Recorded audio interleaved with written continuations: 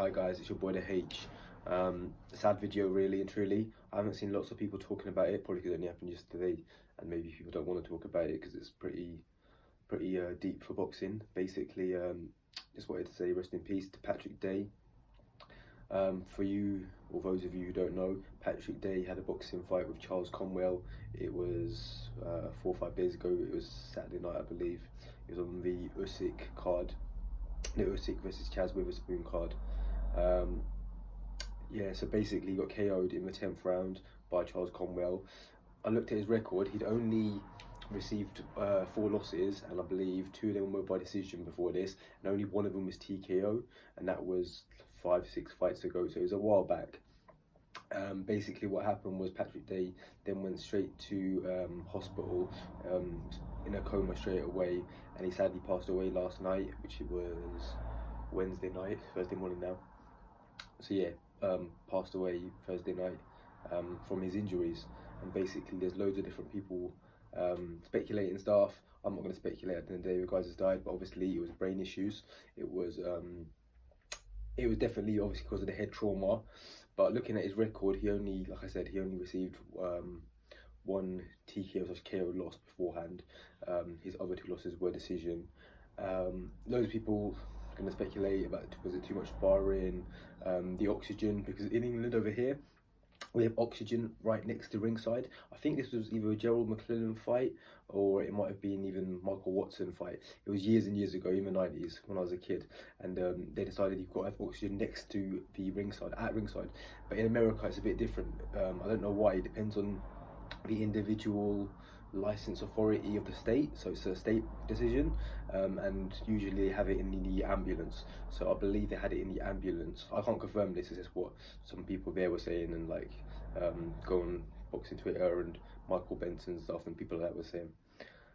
Yeah, really gutting, honestly. At the end of the day, send your positive thoughts or your prayers or good vibes or condolences and all of it together.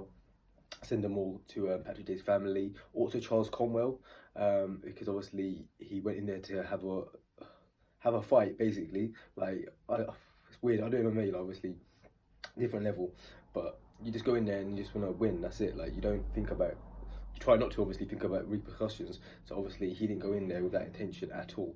He KO'd Conwell in round 10, and he was happy about it because that's what you want. That's literally what it's about. It's about either winning by points, or, let's be honest, winning by KO.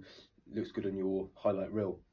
He'll probably never want to see that again, will he? Let's be honest, because it was manslaughter. It was unintentional murder. Obviously it wasn't on purpose. Like I said, nothing he could do.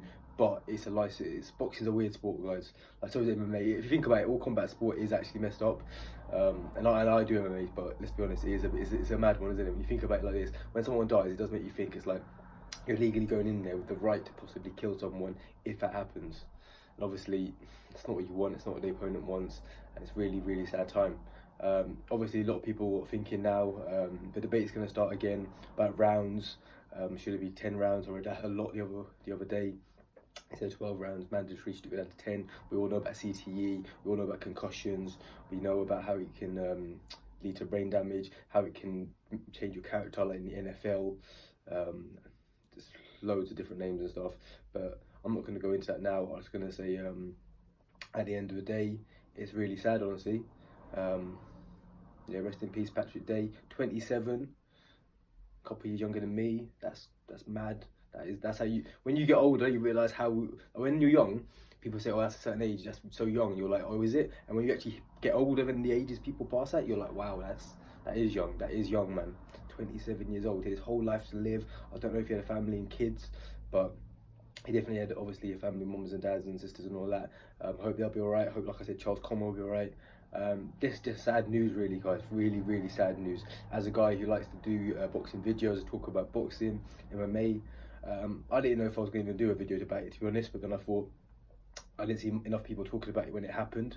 Do you know what it is? Because in boxing and stuff like that, people sometimes don't want to talk about the harsh realities of the sport. I don't know why, because at the end of the day, it comes with the territory, not obviously passing away, but in terms of CTE and concussions, you think about it, you're going in there, and obviously you want to be Mayweather or Usyk or Tyson Fury where you don't get hit, but you're going to get hit usually. 9 times out of 10, most fighters are going to get hit, they're going to get some sort of concussion, and I guess a lot of fighters don't want to talk about the harsh realities. A lot of commentators don't want to. A lot of these channels on YouTube don't want to talk about the harsh realities, and I understand that. No one wants to talk about the harsh reality. Life and death is a thing no one wants to talk about. It's a sad thing. It's probably the worst part of life, knowing that eventually there'll be an inevitable end. But to have that end come at 27, doing a sport you love, doing something which you enjoy, and as far as I'm aware, and for all the stories I'm hearing, Patrick Day was a remarkable guy, incredible. He give local charities like loads of clothes and money. He did like food bank work in his local community in America. Like, he's supposed to be an amazing top guy, man. Even if he wasn't, I still say rest in peace, because at the end of the day, a guy's lost his life. But that makes it even worse, doesn't it? Like, knowing like what a nice guy he was.